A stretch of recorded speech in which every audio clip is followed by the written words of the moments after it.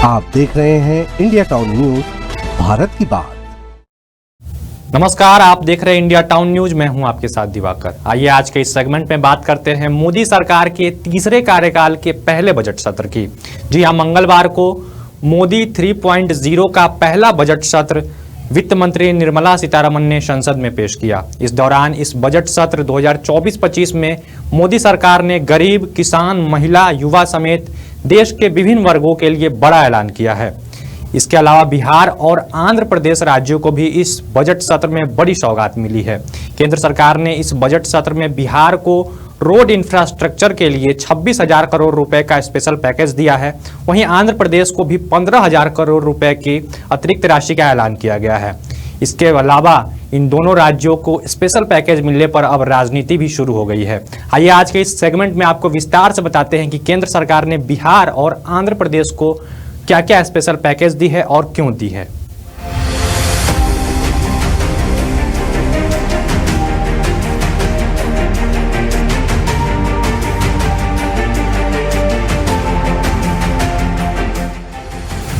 दरअसल 18वीं लोकसभा का दूसरा सत्र बजट सत्र 22 जुलाई से शुरू हो चुका है। इस दौरान 23 जुलाई को संसद में वित्त मंत्री निर्मला सीतारमण ने मोदी सरकार के तीसरे कार्यकाल का पहला बजट पेश किया। वैसे तो इस बजट सत्र में वित्त मंत्री ने बहुत सी नई योजनाओं की घोषणा की, लेकिन इस बजट सत्र के बाद सबसे ज़्यादा चर्चा का विषय बना रहा बिहार और आंध्र प्रदेश राज्यों को केंद्र सरकार की ओर से मिले बड़े आर्थिक सौगात की। दरअसल केंद्र में बीजेपी की सरकार बनाने में बिहार की जेडीयू और आंध्र प्रदेश की टीडीपी का बहुत बड़ा योगदान है, और जब इन दोनों पार्टियों के समर्थन से केंद्र में मोदी सरकार बन रहा था, तब से ही ये दोनों पार्टियां लगातार अपने अपने राज्य के लिए स्पेशल पैकेज की मांग कर रहे थे। और आखिरकार इस बजट सत्र में केंद्र सरकार ने इन दोनों पार्टियों की मांग पर मुहर लगा दिया। विकास की नई ऊंचाई पर ले जाने वाले इस महत्वपूर्ण बजट के लिए मैं सभी देशवासियों को बधाई देता हूं।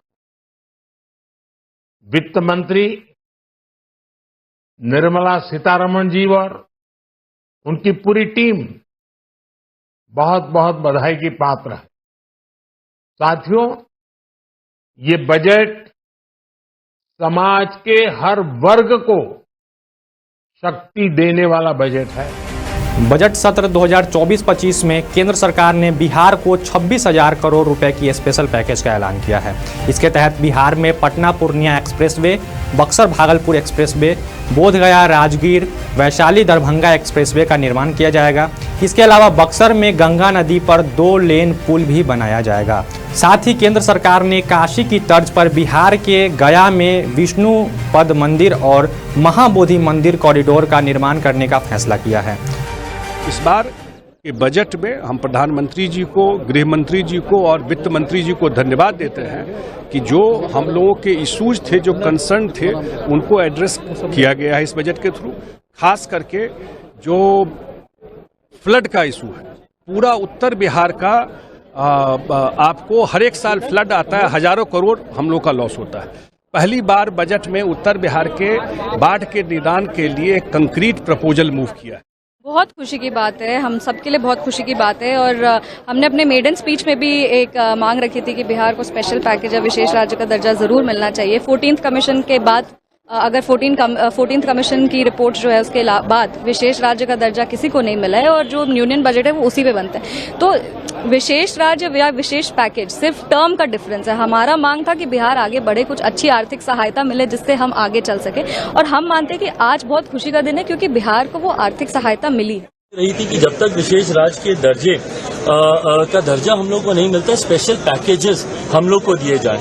मैं धन्यवाद करूंगा मेरे प्रधानमंत्री आदरणीय नरेंद्र मोदी जी का, मैं धन्यवाद करूंगा हमारी वित्त मंत्री आदरणीय निर्मला सीतारमण जी का कि उन्होंने बिहार को जिस तरीके से स्पेशल पैकेजेस देकर, और मेरे लिए बिहारी होने के नाते खुशी की बात है, और मेरी पार्टी लोक जनशक्ति पार्टी रामविलास ने हमेशा बिहार फर्स्ट, बिहारी फर्स्ट के विजन के साथ आगे बढ़ने का काम किया है। इस बजट में बिहार फर्स्ट, बिहारी फर्स्ट को भी धरातल पर उतारने के प्रावधान दिए गए।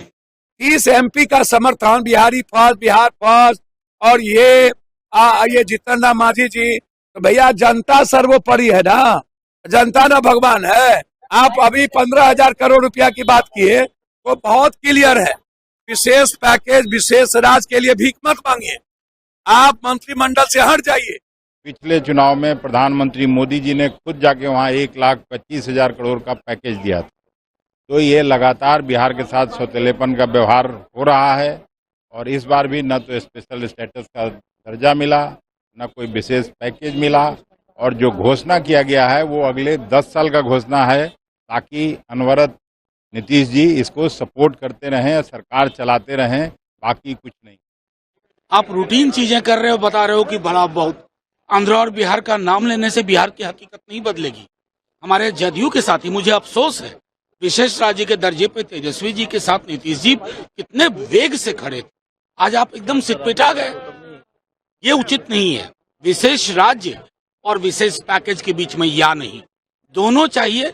और रूटीन एलोकेशन, भगवान के लिए आप लोग कम से कम रूटीन एलोकेशन को सौगात मत बताइए। वहीं आंध्र प्रदेश को भी केंद्र सरकार ने 15,000 करोड़ रुपए की अतिरिक्त राशि के पैकेज देने का ऐलान किया है। राज्य में राजधानी की जरूरत को स्वीकार करते हुए केंद्र राज्य को अलग अलग एजेंसियों के माध्यम से सहयोग देगा। वित्त मंत्री निर्मला सीतारमण ने कहा कि पोलावरम सिंचाई परियोजना को भी सरकार पूरा करने जा रही है। आंध्र प्रदेश पुनर्गठन एक्ट के तहत विशाखापट्टनम चेन्नई औद्योगिक गलियारों में कोपाथरी क्षेत्र और हैदराबाद बेंगलुरु औद्योगिक गलियारों में ओरवाकल क्षेत्र में विकास के लिए फंड दिया जाएगा। Andhra Pradesh Reorganization Act. Our government has made concerted efforts to fulfill the commitments in Andhra Pradesh Reorganization Act.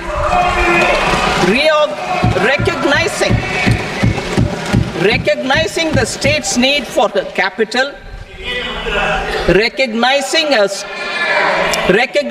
the state's need for a capital, we will facilitate special financial support through multilateral development agencies. In the current financial year, 15,000 crore rupees will be arranged with additional amounts in future years. वहीं इन दोनों राज्यों को special package मिलने के बाद इस पर सियासत भी शुरू हो चुका है। लोकसभा में नेता प्रतिपक्ष राहुल गांधी ने सोशल मीडिया प्लेटफॉर्म एक्स पर लिखा कि यह कुर्सी बचाओ बजट है। वहीं बिहार के पूर्व उप मुख्यमंत्री तेजस्वी यादव ने इस बजट पर प्रतिक्रिया देते हुए एक्स पर लिखा कि आज के बजट ने बिहार के लोगों को फिर से निराश किया है।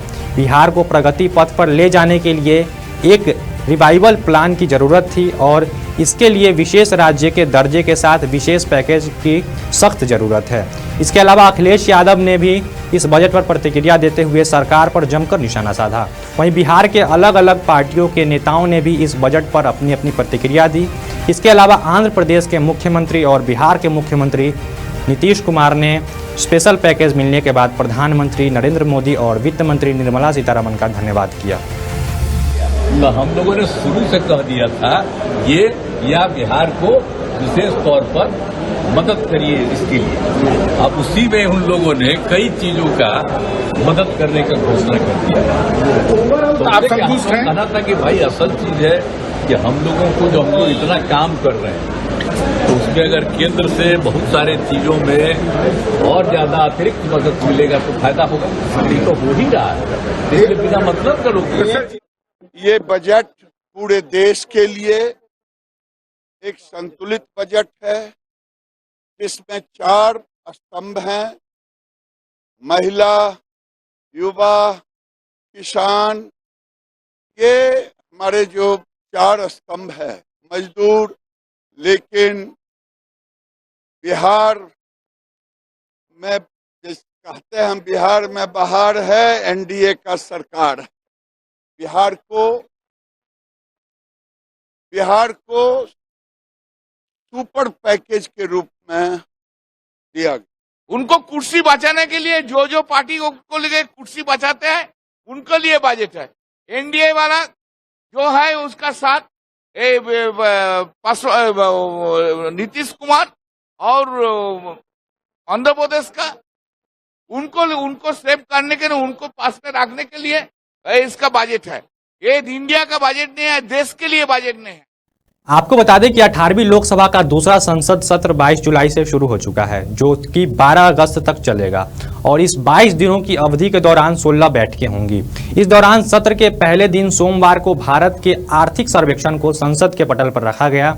वहीं दूसरे दिन 23 जुलाई को वित्त मंत्री निर्मला सीतारमण ने देश के सामने बजट सत्र 2024 और 25 को पेश किया। बता दें कि निर्मला सीतारमण देश की पहली ऐसी वित्त मंत्री बनी हैं जो लगातार 7 बार संसद में बजट पेश कर चुकी हैं। वहीं दूसरी ओर विपक्ष लगातार सड़क से संसद तक सरकार को घेरने की कोशिश कर रहा है। अब देखना दिलचस्प होगा कि आने वाले संसद सत्र में विपक्ष किस रणनीति को अपनाता है और सरकार को कैसे घेरता है। आज के इस खास सेगमेंट में फिलहाल इतना ही। देश और दुनिया की बाकी तमाम खबरों के लिए आप देखते रहिए इंडिया टाउन न्यूज और मुझे दीजिए इजाजत। नमस्कार। आप देख रहे हैं इंडिया टाउन न्यूज, भारत की बात।